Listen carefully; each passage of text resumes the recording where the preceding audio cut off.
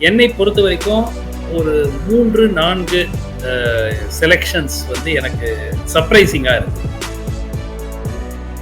அவேஷ்கான நீங்க செலக்ட் பண்ணும்போது நீங்க ஏன் நடராஜனை செலக்ட் பண்ண முடியாதுங்கிறது எனக்கு உண்மையாகவே எனக்கு அது புரியாத ஒரு விஷயமா. பேக்கப் ஸ்டாண்ட் பை லிஸ்ட்லயாவது அவர் நிச்சயமா அவர் இருந்திருக்கணுங்கிறது என்னுடைய கருத்து. ரெண்டாவது, உங்களுக்கு ஸ்டாண்ட் பைல சுப்மன் கில் இருக்காரு. சுப்மன் கில்லை விட இந்த ஐபிஎல் பெர்ஃபார்மன்ஸ் எடுத்துக்கிட்டீங்கன்னா ருத்ராஜ் கைக்வாட் ஐபிஎல் பெர்ஃபார்மன்ஸ் சிறப்பா இருக்கு. ஸோ அப்போ ஸ்டாண்ட் பைல ஏன் சுப்மன் கில் இருக்காரு, ருத்ராஜ் கைக்வாட் இல்லை? அதுக்குதான் எனக்கு கலீல் அகமதும் அவேஷ்கானே நீங்க செலக்ட் பண்ற ஆளு ஏன் நடராஜன். நான் வந்து பும்ராக்கும் சிராஜுக்கும் பதிலா நடராஜன் போடணும்னு நான் சொல்லல. ஆனா நீங்க ஸ்டாண்ட் பைல நீங்க இவங்க 2 பேரும் போடும் போது என்ன நடராஜன் கம்மியா பண்ணிட்டாரு? ஒரு இந்தியன் டீமுக்கு விளையாடணும் அப்படின்னா அதுக்கு ஒரு குவாலிபிகேஷனா ஐபிஎல் நல்லா விளையாடினா அவங்க வந்து இந்தியன் டீம் செலக்ட் ஆவாங்க அப்படின்ற அந்த அளவுகள் சரின்னு நினைக்கிறீங்களா? நீங்க ஐபிஎல் எடுத்தீங்கன்னா அப்படி பார்த்தா ரோஹித் சர்மா என்ன பண்ணிருக்காரு இந்த ஐபிஎல்ல? ஒண்ணுமே பண்ணி. இன்ஃபேக்ட் ரோஹித் சர்மா 2-3 ஐபிஎல்லாவே ஒன்னும் பெருசா ஒன்னும் சாதிக்கும். பர்டிகுலர் அந்த ஹார்திக் பாண்டியாவுடைய மேட்டர். ஹார்திக் பாண்டியாவும் டொமஸ்டிக் கிரிக்கெட் விளையாடல. ஏன் அவருக்கு அவ்வளவு முக்கியத்துவம்? அவர் என்ன எவ்வளவு அவருக்கு வைஸ் கேப்டன் பதவி கொடுக்குறீங்க, மும்பை இந்தியன்ஸ் கேப்டன் ஆக்குறீங்க, என்னன்னு எனக்கு நல்ல வேலை சஞ்சு சாம்சன் எடுத்தாங்க. எனக்கு பயம் சஞ்சு சாம்சன் திருப்பி கழட்டி விட்டுருவாங்க. ஏன்னா கழட்டி விடுறதுக்குன்னா ஃபர்ஸ்ட் அவங்க சஞ்சு சாம்சன் தள்ள தான் கை வைப்பாங்க. ஏன் தமிழக வீரர்களை தொடர்ந்து புறக்கணிக்கிறாங்க அப்படின்ற வாதம் எப்படி சார் பாக்க? இல்லைங்க, சி உங்களுக்கு என்னன்னா இந்தியன் கிரிக்கெட்ல உங்களை முன்னிறுத்துவதற்கு உங்களுக்கு யாராவது ஒருத்தர் இருக்கணும். இப்ப நீங்க இந்த இந்தியன் டீம் எடுத்துக்கிட்டீங்கன்னா கிட்டத்தட்ட பெரும்பாலானவர்கள் மும்பையில் வசிப்பவர்.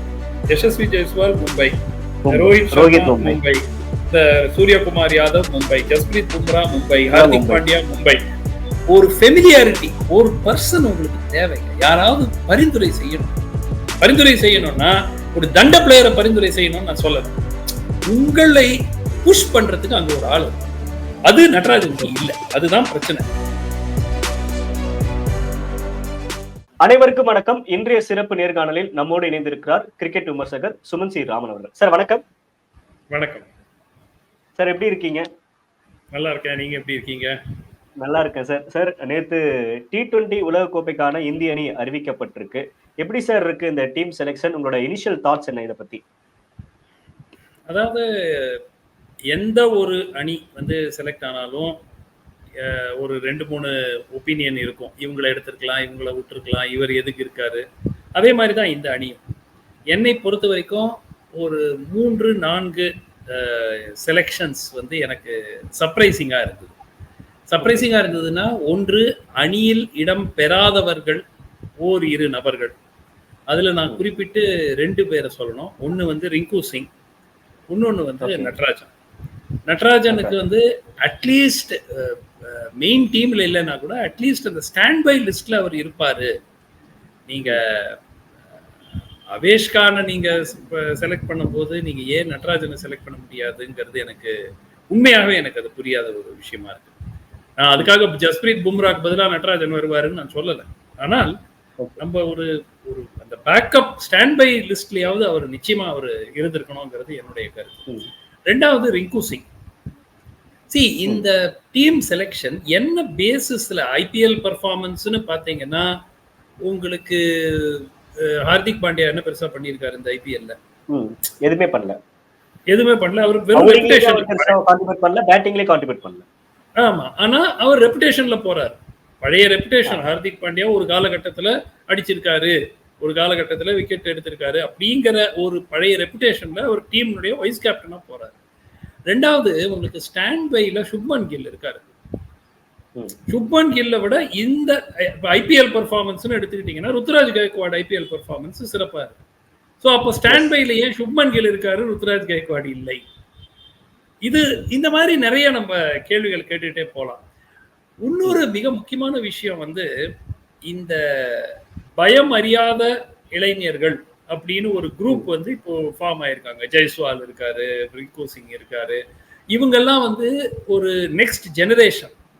ஆனால் நம்ம இப்ப பார்த்தோம்னா, உதாரணத்துக்கு ரோஹித் சர்மா, விராட் கோலி கிரேட் பிளேயர்ஸ், அதுல வந்து மாற்று கருத்தே கிடையாது.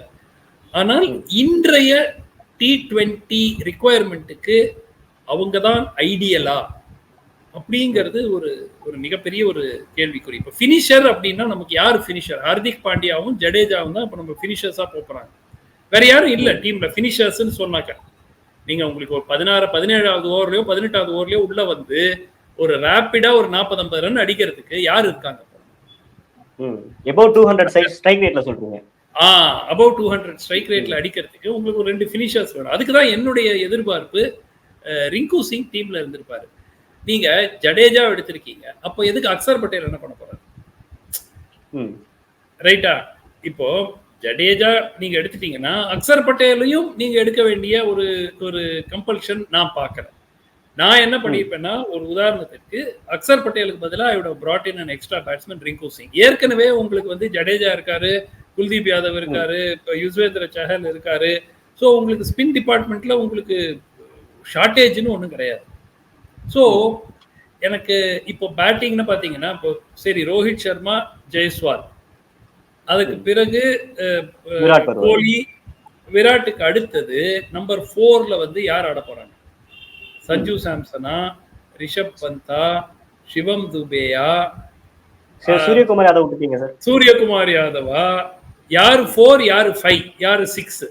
ஸோ அமங் 4, 5, 6ல சூரியகுமார் யாதவ் தான் 4ல வருவாருன்னு எடுத்துக்கிட்டாக்க, தென் 5 and 6 தூபே ஆடுவாரா, தூபே ஆட மாட்டாரா? இந்த மாதிரி நிறைய கேள்விகள் வந்து இருக்கு.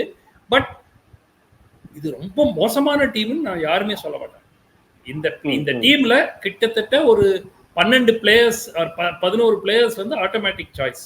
அவங்கள தாண்டி நம்ம பிக் பண்ணிக்க முடியாது. பட் 3-4 நபர்கள் நிச்சயமா நமக்கு ஒரு மாற்று கருத்து. கலீல் அகமத் அந்த அளவுக்கு ஒரு ஒரு ஸ்டாண்ட் பைல போடுற அளவுக்கு அவர் பண்ணியிருக்காரா அப்படின்ற கேள்வியெல்லாம் வந்து கேள்வி வருது. அதுக்குதான் எனக்கு கலீல் அகமதும் அவேஷ் கானே நீங்க செலக்ட் பண்ற ஆளு ஏன் நட்ராஜன் எடுக்கு? நான் வந்து பும்ராக்கும் சிராஜுக்கும் பதிலா நட்ராஜன் போடணும்னு நான் சொல்லல. ஆனா நீங்க ஸ்டாண்ட் பைல நீங்க இவங்க 2 பேரை போடும் போது என்ன நட்ராஜன் கம்மியா பண்ணிட்டாரு? இல்லைங்க, நான் த்ரூ அவுட் திஸ் டோர்னமெண்ட் இப்போ நீங்க ஐபிஎல்ல தான் யார்ட்ஸ்டிக்கா எடுக்கிறீங்களா, ஐபிஎல்ல யார்ட்ஸ்டிக்கா எடுக்கலையா? ஐபிஎல்ல யார்ட்ஸ்டிக்கா எடுத்தீங்கன்னா இப்போ ஐபிஎல் பர்ஃபார்மன்ஸ் பேசிஸ்ல நீங்க ஆளுக்கு பிக் பண்ணணும். அதுவும் பண்ண மாதிரி தெரியல. சரி, நீங்க ஐபிஎல் எடுத்தீங்கன்னா அப்படி பார்த்தா ரோஹித் சர்மா என்ன பண்ணிருக்காரு இந்த ஐபிஎல்ல? ஒண்ணுமே பண்ணல. இன்ஃபேக்ட் ரோஹித் சர்மா 2-3 ஐபிஎல்லாவே ஒன்றும் பெருசா ஒன்றும் சாதிக்கல. ரைட்டா? ஸோ இதெல்லாம் வந்து but in any team selection இந்த மாதிரி விஷயங்கள் நடக்கத்தான் செய்யும். எனக்கு I feel sorry for Natarajan, I feel sorry for Rinku Singh, I feel sorry for Ruturaj Gaikwad. Okay sir, இப்போ நீங்க பேசுறப்ப ஒன்று சொல்லிருந்தீங்க, இப்போ ஒரு இந்தியன் டீமுக்கு விளையாடணும் அப்படின்னா அதுக்கு ஒரு குவாலிஃபிகேஷனா ஐபிஎல்ல நல்லா விளையாடினா அவங்க வந்து இந்தியன் டீம் செலக்ட் ஆவாங்க அப்படின்ற அந்த அளவுகோல் சரின்னு நினைக்கிறீங்களா? இல்லைங்க, அதாவது என்னை பொறுத்த வரைக்கும் பிளேயர்ஸ் கிட்ட கிளியரா கம்யூனிகேட் பண்ணிடணும். ஐயா, நாங்க வந்து இந்த டெஸ்ட் டீமுக்கு இதெல்லாம் தான் செலெக்ஷன் கிரைட்டீரியா, ஓடிஐ டீமுக்கு இதெல்லாம் தான் செலெக்ஷன் கிரைட்டீரியா, T20க்கு உதாரணத்துக்கு ஐபிஎல் செலெக்ஷன் கிரைட்டீரியா, ஏதாவது ஒன்று. பிளேயர்ஸ் இப்போ நீங்க பாத்தீங்க இஷான் கிஷன் போன்ற பிளேயர்ஸ் எல்லாம் இப்ப லோக்கல் டொமஸ்டிக் கிரிக்கெட் வேண்டாங்கிறாங்க. ஐபிஎல் ஆடினா போறோம், எதுக்கு போய் உட்காந்து வேர்த்து விறுவிறுத்து போய் ரஞ்சி டிராஃபி ஆடுறது? இப்போ ஈவன் மெனி ஆஃப் அந்த காலகட்டத்துல சுனில் கவாஸ்கர் பாம்பே டீம்ல எப்போ அவங்களுக்கு இன்டர்நேஷனல் டியூட்டி இல்லைன்னா கூட அவங்க போய் அந்த காலத்துல எல்லாம் ஸ்லீப்பர் கிளாஸ் ட்ரெயின்ல போய் உட்காந்து ரஞ்சி டிராஃபி மேட்ச் சின்ன ஊர்ல ஆடிட்டு வருவாங்க. கவாஸ்கர் போவாரு, வெங்சர்கர் போவாரு, எல்லாரும் போவாங்க. ஈவன் அது வந்து ஒரு 90s மிடில் தான் அந்த முக்கியத்துவம் ஃபார் டொமஸ்டிக் கிரிக்கெட் அப்படியே குறைய ஆரம்பிச்சு. இப்ப ஏதோ ஒரு ஒரு செகண்ட் ரேங்க் கிரிக்கெட்டர்ஸ் மட்டும் தான் டொமஸ்டிக் கிரிக்கெட் விளையாடுவாங்க அப்படிங்கிற மாதிரி ஆயிடுச்சு. மெயின் ஸ்டார்ஸ் எல்லாம் வரமாட்டாங்க, இவங்க வந்து ஆடி நிரூபிக்கணும். அதுல ஆடுனாக்கா உங்களுக்கு ஆட்டோமேட்டிக்கா, இப்போ உதாரணத்துக்கு சஃப்ராஸ் கான் அற்புதமா ஆடி இருக்காரு டொமஸ்டிக் கிரிக்கெட்ல, பிரீஃபா உள்ள வந்துட்டாரு. இப்ப அவர் தொடருவாரா தொடர மாட்டாரா அதுவும் நமக்கு தெரியாது. ஸோ எல்லாமே வந்து ஒரு ஒரு ஆர்பிட்ரரியா இருக்கு. என்ன கிரைட்டீரியால அவங்க எடுக்கிறாங்க அப்படிங்கிறது எனக்கு பர்டிகுலர். அந்த ஹார்திக் பாண்டியாவுடைய மேட்டர், ஹார்திக் பாண்டியாவும் டொமஸ்டிக் கிரிக்கெட் விளையாடல. ஆமா, டொமஸ்டிக் கிரிக்கெட் விளையாடல. ஏன் அவருக்கு அவ்வளவு முக்கியத்துவம்? அவர் என்ன எவ்வளவு கடைசியா எனக்கு maybe I am forgetting, but எப்போ கடைசியா ஹார்திக் பாண்டியா இந்தியாவுக்காக ஒரு 2 மேட்ச் ஜெயிச்சு கொடுத்தாரு சொல்லுங்க. இல்ல எனக்கு அது மாதிரி தான் இருக்கு. இல்ல எனக்கு தெரியாம இருக்கா இல்ல நிஜமாவே I am not able to recollect. ஒரு அவுட்ஸ்டாண்டிங் இன்னிங்ஸ் ஆடி மேட்ச் ஒரு 2 மேட்ச் இந்தியாவுக்கு ஜெயிச்சு கொடுத்தாருன்னா சமீப காலத்துல எனக்கு நிச்சயமா ஞாபகம் இருக்கு. அந்த மாதிரி கிடையாது. ஸோ அவருக்கு வைஸ் கேப்டன் பதவி கொடுக்குறீங்க, மும்பை இந்தியன்ஸ் கேப்டன் ஆக்குறீங்க, என்னன்னு எனக்கு புரிய மாட்டேங்குது. சுப்மன் கில் கூட, Shubman Gill is an outstanding cricketer, அதுல எந்த விதமான ஒரு மாற்று கருத்து இல்லை. Is a supremely talented cricketer. But அவரும் இன்கன்சிஸ்டண்டா இருக்காரு. நிச்சயமா அவருடைய கன்சிஸ்டன்சி கேள்விக்குறிதான். 2 இன்னிங்ஸ் நல்லா ஆடுறாரு, அதுக்கப்புறம் ஒரு 4 இன்னிங்ஸ் 5 இன்னிங்ஸ் அண்ட் ஒரு 2-3 times he often throws his wicket away through poor shot selection. But அவருக்கு ஆமா ஈஸியா he sells his wicket cheap னுவாங்க. ஆனா அவர் எப்பவுமே ஒரு ஒரு பேஸா டீம். இன்ஃபேக்ட் ஸ்ரீகாந்த் இப்ப சொல்லியிருக்காரு கில்லுக்கு ஏன் எப்பவுமே ஒரு அட்வான்டேஜ் இருக்கு டீம் செலெக்ஷன்ல, எப்பவுமே அவர் இருக்காரு. It is not that Gill is not talented, Gill is an outstanding cricketer. ஆனா உங்களுக்கு இப்ப நல்ல வேலை சஞ்சு சாம்சன் எடுத்தாங்க. எனக்கு பயம் சஞ்சு சாம்சன் திருப்பி கழட்டி விட்டுருவாங்க. ஏன்னா கழட்டி விடுறதுக்குன்னா ஃபர்ஸ்ட் அவங்க சஞ்சு சாம்சன் தள்ள தான் கை வைப்பாங்க. ஏன்னா Rishabh Pant again is a favored player. அவங்க சூஸ் பண்றாங்க. என்னதான் ஆனாலும் இப்ப கில் ஒன் டேல ஆனாலும் டெஸ்ட்ல ஆன்லைனாலும் அவர் எப்பயுமே ஒரு பிளேயரா இருக்கிறாங்க. அதே மாதிரி ரிஷப் பண்ட் அப்படின்னா அவங்க ஃபர்ஸ்ட் ஆப்ஷனா அவங்க வச்சிடறாங்க. சாம்சன் ஃபார்ம்ல இருந்தாலும் கூட அவங்களோட தேர்வுன்றது ரிஷப் பண்ட் நோக்கி தான் இருக்கு. ஆமா, அது அது நம்ம இந்தியாவில் ஒரு விஷயங்க, ரெப்புடேஷன்ல பிக் பண்ணுவாங்க பிளேயர்ஸ்.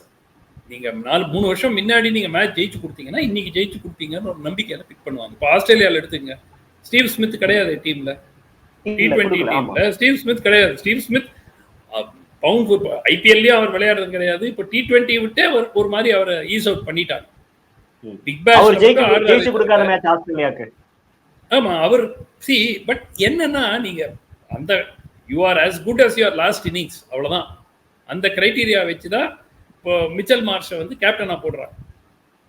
அங்க இருக்கிற அந்த டீம் இப்ப நீங்க ரெப்புடேஷன் பாத்தீங்கன்னா பாதிக்கு மேல பிக் ஹிட்டிங் ரெப்புடேஷன் இருக்கே தவிர அவங்க எல்லாம் 10 வருஷமா ஆஸ்திரேலியாவுக்கு ஆடினவங்க கிடையாது. மோஸ்ட் ஆஃப் தோஸ் பிளேயர்ஸ் இங்க மேக்ஸ்வெல் மாதிரி ஒரு 2-3 பேரை தவிர பேட்டிங் ஃபுல்லாவே last 3 years 4 years Marcus Stoinis, அந்த மாதிரி கேமரன் கிரீன், இவங்கெல்லாம் லாஸ்ட் 2-3 இயர்ஸ்ல பெரிய ஆள். மார்க்கஸ் ஸ்டாய்னிஸ் ஓகே 4 வருஷமா இருக்காங்க. பட் த மெயின் திங் என்னன்னா they are not picking players on reputation. நமக்கு என்னென்ன தோணுதுன்னா நீங்க ஒரு ஒரு லெவல் வந்துட்டீங்கன்னா உங்களுக்கு ஒரு எக்ஸ்ட்ரா லீவே கிடைக்குது. ஒரு 4 மேட்ச் ஃபெயில் ஆனாலும் பரவாயில்ல. அது இந்தியாவில் ரொம்ப நாளா இருக்கு. இப்போ சச்சின் டெண்டுல்கர் உங்களுக்கு நினைவு இருக்கலாம், towards end of his career கிட்டத்தட்ட ஒரு 1.5 வருஷம் அப்படியே கொடுத்து சான்ஸ் மேல சான்ஸ் போயிட்டே இருந்துச்சு. வேற அதுவே ஒரு லெசர் பிளேயரா இருந்தாக்க அவரை டிராப் பண்ணிருப்பாங்க. டெண்டுல்கரை போய் எப்படிங்க டிராப் பண்ண முடியும் அப்படிங்கிற அந்த அந்த இது வந்துருச்சு. அதே தான் ஆயிட்டு இருக்கு ஹார்திக் பாண்டியா மேட்டர். அதுதான் நான் பார்க்கிறேன். சரி, இப்ப இன்னொரு விவகாரம் அதிகமா பேசப்பட்டு இருக்குது, தமிழக வீரர்கள் புறக்கணிக்கிறது. நீங்க முன்னாடியே அந்த பாயிண்ட் டச் பண்ணீங்க, நட்ராஜனை நீங்க ஏன் எடுக்கல அப்படின்னு சொல்லிட்டு. சேம் டைம் தினேஷ் கார்த்திக் அவர்களையுமே சொல்றாங்க ஆர்சிபிக்கு நல்லா தான் ஆடிட்டு இருக்கிறாரு, நல்லா பினிஷிங் லெவலும் இருக்கிறாரு, கிட்ட 250 above ஸ்ட்ரைக் ரேட் இருக்கு. ஏன் தமிழக வீரர்களை தொடர்ந்து புறக்கணிக்கிறாங்க அப்படின்ற அந்த வாதம் எப்படி சார் பாக்குறீங்க நீங்க? இல்ல, தமிழக வீரர்களை திட்டமிட்டு புறக்கணிக்கிறாங்கன்னு நான் ஏத்துக்க மாட்டேன். நான் பத்ரி சொல்லியிருந்தாரு நட்ராஜன் மேட்டர் நான் 100% நான் ஒத்துக்கிறேன். பத்ரி சொல்றதோட நான் ஒத்துக்கிறேன். பட் அதுக்காக தமிழ்நாட்டினுடைய சமீப காலத்துல எவ்வளவு தமிழ்நாட்டு வீரர்கள் ஆடி இருக்காங்க இந்தியாவுக்கு. நட்ராஜன் ஆடி இருக்காரு, வாஷிங்டன் சுந்தர் ஆடி இருக்காரு, தினேஷ் கார்த்திக் பல ஆண்டு காலமா ஆடிட்டு இருக்காரு, நம்ம சாய் சுதர்ஷன் ஆடி இருக்காரு, அஸ்வின் இல்ல அஸ்வின் எஸ்டாப்ளிஷ்ட் பிளேயர். நான் சொல்றேன் நியூ கமர்ஸ்ல சாய் சுதர்ஷன் வந்திருக்காரு. ஸோ நான் என்ன சொல்றேன்னா தமிழ்நாட்டில இருந்து இருக்கக்கூடிய வீரர்கள் திட்டமிட்டு புறக்கணிக்கப்படுறார்கள் நான் சொல்லல. ஆனால் செலக்ஷன்ல there is some level of favouritism இருக்கு. அது இந்த பர்டிகுலர் கேஸ்ல இல்ல. இப்ப இப்ப இந்த T20க்கு நான் தினேஷ் கார்த்திகை கூப்பிட்டு போயிருப்பேனா? Probably not. ஏன்னா it had to come to between him and Sanju Samson. Wicket keeper பேட்ஸ்மேன்னா நீங்க சஞ்சு சாம்சன் எடுக்கலாம், இல்லாட்டி தினேஷ் கார்த்திக். நான் சஞ்சு சாம்சன் எடுத்தது என்ன பொறுத்த வரைக்கும் அது கரெக்ட். ஆனால் நட்ராஜன் கேஸ்ல it's a different issue. Natarajan I definitely thought he would be in the standby in place of either Khalil Ahmed or Avesh Khan. Okay sir, இப்ப நட்ராஜனை பொறுத்த வரைக்கும் ஒரு ஆஸ்திரேலியா ஒரு டூருக்கு கூட்டிட்டு போனாங்க, அங்கேயுமே விக்கெட்லாம் எடுத்தாரு. அதுக்கப்புறம் அவருக்கு லைட்டா ஒரு இன்ஜுரி வந்துச்சு. அதுக்கப்புறம் அவர் இந்தியன் டீமுக்கு இடம் பெறுவார் அந்த ஒரு செலெக்ஷன் அந்த அந்த பேச்சிலேயே அவரோட இதே எங்கேயுமே கிடைக்கலையே சார். அதுக்கு என்ன ரீசன் சார், என்ன காரணம் நினைக்கிறீங்க? இல்லைங்க, சி உங்களுக்கு என்னன்னா இந்தியன் கிரிக்கெட்ல உங்களை முன்னிறுத்துவதற்கு உங்களுக்கு யாராவது ஒருத்தர் இருக்கணும். அது வந்து அவசியம். நீங்க எவ்வளோ ஒரு நல்ல டேலண்டட் பிளேயரா இங்க இருந்தா கூட அங்க இப்போ ஒரு சிம்பிள் எக்ஸாம்பிள் சொல்றேன். இப்போ நீங்க இந்த இந்தியன் டீம் எடுத்துக்கிட்டீங்கன்னா கிட்டத்தட்ட பெரும்பாலானவர்கள் மும்பையில் வசிப்பவர்கள். அவங்க வெவ்வேறு டீமுக்கு ஆடலாம், வெவ்வேறு ஸ்டேட்டுக்கு ஆடலாம். இப்போ யசஸ்வி ஜெய்ஸ்வால் மும்பை வாசிகள், யசஸ்வி ஜெய்ஸ்வால் மும்பை, ரோஹித் சர்மா மும்பை, சூரியகுமார் யாதவ் மும்பை, ஜஸ்பிரீத் பும்ரா மும்பை, ஹார்திக் பாண்டியா மும்பை. ஸோ உங்களுக்கு பார்த்தீங்கன்னா கிட்டத்தட்ட ஒரு 7-8 பேர் வந்து இது நான் ஒரு ரஃப் லிஸ்ட் சொல்றேன். நீங்க உள்ள போனீங்கன்னா ஒரு 7-8 பேர் half the team is based living in Mumbai.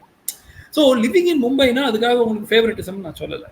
ஆனா செலக்டர்ஸ் இப்போ அஜித் அகர்கர் இருக்காரு, சேர்மன் ஆஃப் செலக்டர்ஸ், அவர் மும்பையில் ஆடுறாரு. ஸோ அங்கே ஒரு கிளப்ல மீட் பண்ணலாம், இல்லை ஒரு ஃபங்க்ஷனில் மீட் பண்ணலாம், இல்லை உங்கள் ப்ராக்டிஸ் செஷன் அவர் வந்து பார்க்கலாம். அப்போ நீங்கள் போய் சார் எப்படி சார் இருக்கீங்க, எனக்கு 2 டிப்ஸ் கொடுங்க, எப்படி இதை பண்ணணும், எப்படி அதை பண்ணணும், அந்த ஃபெமிலியாரிட்டி வந்துடுது பாருங்க. அப்போ இந்தியன் டீம்ல விளையாடணும் அப்படின்னாலே மும்பையில போய் ஆடுங்க, அப்பதான் ரஞ்சில இடம் கிடைக்கிற அளவுக்கு தான் சார் கிரிக்கெட். இல்லை இப்போ மும்பையில் ஆட வேண்டிய இப்போ அவங்களுக்கே இப்போ செலெக்ஷன் கமிட்டி மீட்டிங் எல்லாம் இப்போ குஜராத்துக்கு மாத்துறாங்க. அதுவே நீங்க பார்த்துருப்பீங்க, அகமதாபாத்ல தான் வச்சு டீம் செலெக்ஷனே நடக்குது. பட் நான் எதுக்கு சொல்றேன்னா ஒரு ஃபெமிலியாரிட்டி, ஒரு பர்சன் உங்களுக்கு தேவைங்க. யாராவது பரிந்துரை செய்யணும். பரிந்துரை செய்யணும்னா ஒரு தண்ட பிளேயரை பரிந்துரை செய்யணும்னு நான் சொல்லலை. நான் ஈக்குவலி குட்டா 2 பிளேயர்ஸ் இருக்காங்க, உங்களை புஷ் பண்றதுக்கு அங்க ஒரு ஆள் இருக்கு. அது நடராஜனுக்கு இல்லை. அதுதான் பிரச்சனை.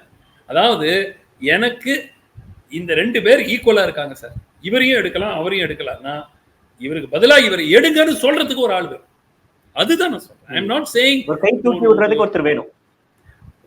அந்த குரூஷியலா ஒரு வேர்டு புட்டின் பண்ணுவாங்கல்ல, ஒரு வார்த்தை கொஞ்சம் சொல்லுங்க. நம்ம எவ்வளவு வாட்டி பார்த்துருக்கோம்ல. ஸோ ஒரு வேலையிலேயே அப்படிதான், பிரைவேட் செக்டர்ல கூட அப்படிதான் வருது, ஒர்க் அவுட் ஆகுது. பட் அதுக்காக நான் என்ன சொல்றேன்னா இந்த பார்டர் லைன் செலெக்ஷன் வரும்போது நிச்சயமா அதுக்கு ஒரு பங்கு யாராவது ஒரு செலக்டர்ஸ்ல யாராவது ஒருத்தர் உங்க ஆளா இருக்கு, அங்க உட்காந்து தைரியமா பேசணும். அதுக்கு நடராஜனுக்கு ஆள் இல்லைங்கிறத எனக்கு தோணும் சார். இப்ப பொறுத்த வரைக்கும் ரோஹித் சர்மா கேப்டன், வைஸ் கேப்டனா ஹர்திக் பாண்டியா கொடுத்திருக்காங்க. பட் இதே ஒரு கொலாபரேஷன் தான் மும்பை இந்தியன்ஸ்ல இருக்கு. ஹர்திக் பாண்டியா கேப்டன், ரோஹித் வந்து அங்க பிளேயிங் லெவல்ல ஆடிட்டு இருக்காரு. இப்ப வேர்ல்டு கப் வரப்ப அந்த டீமுக்குள்ள ஒரு மிங்கிள் ஆகி ஒரு கேப்டன்ஷிப் அப்படின்றது எல்லா பிளேயரும் கொண்டு வந்து இருக்கக்கூடிய ஒரு விஷயம். இதுல அவங்க 2 பேரோட காம்போ எப்படி சார் ஒர்க் அவுட் ஆகும் நினைக்கிறீங்களா? எனக்கு வந்து ஃபர்ஸ்ட் ஆஃப் ஆல் ஹர்திக் பாண்டியாவை ஏன் வைஸ் கேப்டனா போட்டாங்கிறது எனக்கு புரியலைங்க. ஏன்னா இந்த சீசன் ஃபுல்லா பாத்தீங்கன்னா மும்பை இந்தியன்ஸுக்கு அவர் கேப்டனா வரும்போது அவரை பூ பண்றாங்க. யார் பூ பண்றாங்க? மும்பை இந்தியன்ஸ் ஃபேன்ஸே பூ பண்றாங்க. அவங்க அதாவது வேற பிரான்சைஸ் உடைய ஃபேன்ஸ் உங்களை பூ பண்றது வேற. ஆனா இது முதல் முறையாக ஐபிஎல்ல உங்க ஃபேன்ஸே உங்க அணி கேப்டனை பூ அவங்க தங்க அணி கேப்டனை பூ பண்ணிட்டு இருக்காங்க. எதுக்காக அவரை போய் வைஸ் கேப்டன்? சி எல்லாமே நம்ம எது வேணா சொல்லாங்க. இது when you are playing for India everything is different. இது வந்து ஒரு பிரான்சைஸ் லீக், எல்லாத்தையும் மறந்துட்டு ஆடுவாங்க, அதெல்லாம் நம்ம வாயால சொல்லலாம். ஆனால் practically they are 2 individuals. Rohit சர்மாவுக்கு எவ்வளவு ஒரு அவமதிப்பாக அவர் மாற்றப்பட்டது மும்பை இந்தியன்ஸ்ல இருந்திருக்கும், நிச்சயமா இருந்திருக்கும் இல்லையா? ஸோ அந்த சென்டிமெண்ட்ல இப்ப இவரை கூப்பிட்டு வைஸ் கேப்டனா வச்சுக்கிட்டு போறதுங்கிறது வந்து எந்த அளவுக்கு, எதற்காக? வேற ஆளே இல்லையா? வேற யாராவது ஒருத்தர் வைஸ் கேப்டனா போட்டுக்கலாமே. நீங்க ரிஷப் பந்த வைஸ் கேப்டனா போட்டுக்கலாம், இல்ல பும்ராவை போட்டுக்கலாம். You could have put somebody else. No, why would you have to put Hardik Pandya as the vice captain? அதான் Hardik Pandya is a favored childங்க, அவ்வளவுதாங்க. அவர் எந்த யாருக்கு சார்? பிசிசிஐக்கு அவர் ஃபேவர்டு. அவரால் தப்பு பண்ண முடியாது. எந்த தப்பு பண்ணாலும் அது வந்து கண்டுக்க மாட்டாங்க. அதுதான் வந்து இதுல இருந்து வர்ற லெசன். அதுதான் சார். இறுதியா ஒரு கேள்வி. இந்த ஒரு பிளேயிங் 11ல குஜராத்திற்கு அதிகமான வாய்ப்புகள் கொடுக்கப்பட்டிருக்கு. இப்ப எக்ஸாம்பிள் அக்ஷர் பட்டேல், ஜடேஜா பண்றவங்க குஜராத்திஸ், அதனாலதான் அவங்களுக்கு அதிகமா வாய்ப்புகள் கொடுக்குறாங்க அப்படின்ற மாதிரி பேசப்படுது இல்ல சார்? நீங்க அதை எப்படி பாக்குறீங்க? பொலிட்டிக்கலாவும் ஜடேஜா இல்ல இல்ல இல்ல Jadeja is an automatic choice. அது வந்து ஜடேஜா வந்து ஆடுவாரா ஆட மாட்டாரான்னா சான்ஸே இல்லை. அக்ஷர் பட்டேல் நான் ஏற்கனவே சொன்னதுதான், பார்டர் லைன் சாய்ஸ் தான். எதுக்காக அக்ஷர் பட்டேல் எடுத்தாங்க அப்படிங்கிறது எனக்கும் புரியுது. அண்ட் சி அதே ஸ்டைல்ல கிட்டத்தட்ட ஜடேஜா இருக்கும் போது நீங்க எதற்காக two more or less identical players எதுக்காக எடுக்கணும்? ஸோ நிச்சயமா அது எனக்கு புரியாத ஒரு புதிராக தான் இருக்கு. நீங்க மேக்சிமம் உங்களுக்கு ஸ்பின் பவுலர்ஸ்ல உங்களுக்கு சஹல் இருக்காரு, உங்களுக்கு குல்தீப் இருக்காரு, ஆமா உங்களுக்கு ஏற்கனவே ஜடேஜாவும் இருக்காரு. ஸோ நாலு ஸ்பின்னர்ஸும் உங்களால ஆட முடியாது இல்லையா? ஸோ அகெயின் சிவம் தூபே கொஞ்சம் போல் பண்ணலாம். ஸோ தேவைப்பட்டால் சிவம் தூபே ஒரு 2 ஓவர் ஏதாவது ஒரு எமர்ஜென்சினா அவர் போடுறதுக்கு வாய்ப்பு இருக்கு. ஸோ பேலன்ஸ் ஆஃப் த டீமுக்கு எதுக்கு அக்ஷர் பட்டேல்? நீங்க ஒரு ஃபினிஷர் அதுக்கு பதிலாக ரிங்கு சிங் எடுத்துட்டு போயிருக்கலாம்ல. அதுதான். பட் அதனால குஜராத்ல இருந்து வர்றவங்கனால எடுக்கிறாங்கன்னு சொல்ல முடியாது. பட் டெஃபினட்டா Axar Patel selection borderline. Okay சரி. இப்ப இந்தியன் டீமோட செலெக்ஷன், இப்ப ஆஸ்திரேலியா, இங்கிலாந்து டீம் மாதிரியான செலெக்ஷன், இதுல இருந்து அவங்க எப்படி சார் வேறுபடுறாங்க? இந்திய டீம் வந்து இதெல்லாம் பண்ண மாட்டாங்க அப்படின்ற ஒரு வருத்தம் ஒரு கிரிக்கெட் அப்சர்வரா உங்களுக்கு இருக்கும் இல்லையா? அப்படி நீங்க பாக்குற விஷயம் எது சார்? இல்ல, என்னை பொறுத்த வரைக்கும் கிளியர் கட் கைட்லைன்ஸ் யாருக்குமே தெரியாது. நீங்க பிளேயர்ஸ்ட கேட்டீங்கன்னாலே நீங்க ஏன் செலக்ட் ஆனீங்கன்னா அவங்களுக்கே தெரியாது, யாருக்குமே தெரியாது. நீங்க ஐபிஎல்ல நான் நல்லா பர்ஃபார்ம் பண்ணேன், நான் செலக்ட் ஆயிட்டேன், அந்த மாதிரின்னு 2 பேர் இருப்பாங்க. ஐபிஎல்ல ஒண்ணுமே பண்ணாம ஒரு 2-3 பேர் இருப்பாங்க. ரெப்புடேஷன், பழைய ரெப்புடேஷன், அந்த காலத்துல நான் மேட்ச் ஜெயிச்சு கொடுத்துருக்கேன் அதனால சில பேர் இருப்பாங்க. ஸோ இந்த மாதிரி ஒரு மிக்ஸ் அண்ட் மேட்ச் தான் வருது. பட் எனக்கு என்னவோ மாடர்ன் T20 கேம் இப்போ நம்ம ஐபிஎல்ல பாக்குறோம். இந்த ஆண்டு 250 260ங்கிறது ஒண்ணுமே இல்லாத ஸ்கோர் ஆயிடுச்சு. அழகா சேஸ் பண்ணிட்டு இல்லையே, போன சீசன் வரைக்கும் 200 அடிச்சுட்டாங்கன்னா கிட்டத்தட்ட 80% நீங்க ஜெயிக்க போறீங்க. அதான் 210 அடிச்சிட்டீங்கன்னா உங்களுக்கு ஆல்மோஸ்ட் 75-80%. இப்போ நீங்க 250 அடிச்சாலே வந்து டவுட்டா இருக்குது இல்ல, 250 பார் ஸ்கோருங்கிற மாதிரி ஆயிப்போச்சு இப்போ சில மேட்சஸ்ல. ஸோ அந்த மாதிரி ஒரு கேம் இவால்வ் ஆகிட்டு இருக்கும்போது why not give the youngsters, more hungry players a chance? So இப்போ விராட் கோலியோட ஸ்ட்ரைக் ரேட் பத்தியே பெரிய சர்ச்சை ஓடிட்டு இருக்குல்ல. எஸ், இன்ஃபேக்ட் இப்போ இருக்கிற இது வந்து சில பிளேயர்ஸை டார்கெட் பண்ணி அவுட் ஆக்காம இருங்க. அவங்க ஒரு 15 ஓவர் ஆடினாக்க ஒரு சர்டன் ஸ்டேஜுக்கு மேல ஸ்கோர் போகாது அப்படிங்கிற மாதிரி உங்களுக்கு பதிவிடுற ஒரு ஸ்ட்ராட்டஜி எல்லாம் டீம்ஸ் வைக்கிறாங்க. சிம்பிள் எக்ஸாம்பிள், சாய் சுதர்ஷன் குஜராத் டைட்டன்ஸுக்கு is an excellent player. But இப்போ என்னன்னா டீம்ஸ் வந்து சாய் சுதர்ஷன் அவுட் இன்னொரு ஒரு 10-12 ஓவர் ஆடினார்னா, 15 ஓவர் வரைக்கும் ஆடினார்னா அந்த 250-260 போற ரிஸ்க் கம்மி. உள்ள உட்கார்ந்து இருக்கிறது டேவிட் மில்லரு, ராகுல் தேவட்டியா, அவங்க எல்லாம் வந்தாங்கன்னா எங்க போகும்னு தெரியாது. But Sai Sudharsan is a very important player. But இந்த ஃபார்மேட்டுக்கு, இந்த கான்டெக்ஸ்டுக்கு there are certain new rules which are coming. அதுதான் நம்ம புரிஞ்சுக்கிட்டு இருக்கோம். இந்த கேம் வந்து முன்னாடி 170-180 குட் ஸ்கோர், அப்புறம் ஒரு 2-3 வருஷம் 4 வருஷத்துல ஒரு 200 குட் ஸ்கோர், 210 குட் ஸ்கோர், இப்போ 250 குட் ஸ்கோர், 200 ஆவரேஜ் ஸ்கோரா மாறிடுச்சு. ஆவரேஜ் ஸ்கோரா மாறிடுச்சு. அதுதான் சொல்றேன். ஸோ இந்த மாதிரி கேம் சேஞ்ச் ஆகும்போது நம்மளுடைய செலெக்ஷன்ஸும் மாற வேண்டுமோ அப்படிங்கிற idea. Anyhow, I mean we will all be backing the team.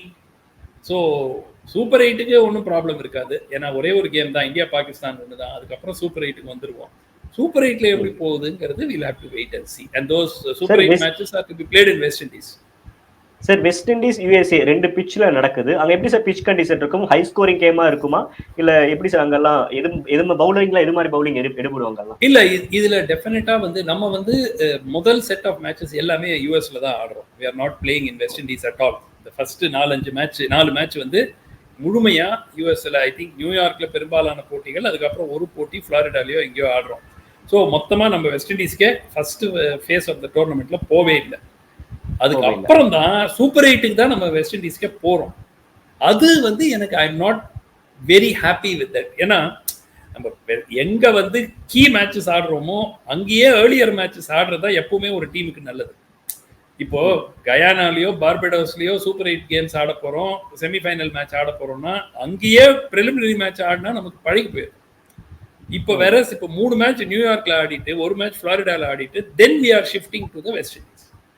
That is the only challenge. But I mean it's not a major thing. But wickets வந்து டெஃபினட்டா will offer more purchase for bowlers. Bounce இருக்கும் ஓரளவுக்கு. So நம்ம IPL pitches மாதிரி இருக்கிறதுக்கு வாய்ப்பு கம்மி. Okay sir, இந்த டோர்னமெண்ட்டை பொறுத்த வரைக்கும் இந்தியன் பிளேயர்ஸ் யாராவது சார் கிளிக் ஆவாங்கன்னு நினைக்கிறீங்க? இவங்க எல்லாம் ஸ்டார் பிளேயரா, கீ பிளேயரா இருப்பாங்க அப்படி நீங்க கெஸ் பண்ணக்கூடிய பிளேயர்ஸ் இருக்காங்களா சார் யாராவது? அது ரொம்ப டிஃபிகல்ட் டு ப்ரெடிக்ட்டுங்க. என்னன்னா ப்ரெஷர் சிச்சுவேஷன், அதுல ட்ரைட் அண்ட் டெஸ்டட் பர்ஃபார்மன்ஸ். இப்போ விராட் கோலி இருக்காரு. விராட் கோலிக்கு எந்த ப்ரெஷர் எந்த சிச்சுவேஷன் இருந்தாலும் அவரால் ஆட முடியும். ஸோ அவர் வந்து he is somebody who is expected to perform in the conditions. என்ன கண்டிஷனா இருந்தாலும் he can perform. He has proven himself.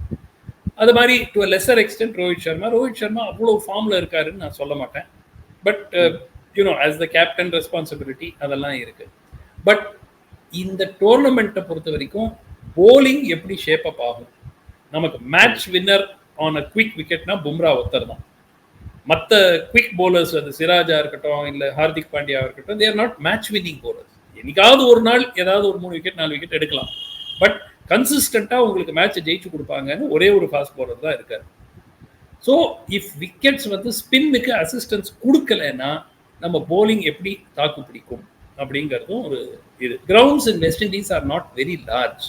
பிரம்மாண்டமான கிரவுண்டு எல்லாம் கிடையாது. So medium size to small grounds. சில மேட்சஸ் செயின்ட் லூசியால இருக்கு, ஆன்டிகால இருக்கு, இதெல்லாம் சின்ன கிரவுண்ட். ஸோ அங்கெல்லாம் சிக்ஸஸ் பறக்கிறதுக்கான வாய்ப்பு நிறைய இருக்கு. ஓகே சார், இப்போ நிறைய விஷயங்கள் பகிர்ந்துக்கிட்டீங்க இந்த டீம் செலெக்ஷனை பற்றி. குறிப்பாக வந்து நட்ராஜனை ஏன் எடுக்கல அப்படின்னு உங்களை வருத்தத்தையும் பதிவு செஞ்சீங்க. ரொம்ப நன்றி சார். Thank you sir. நன்றி. தேங்க்யூ.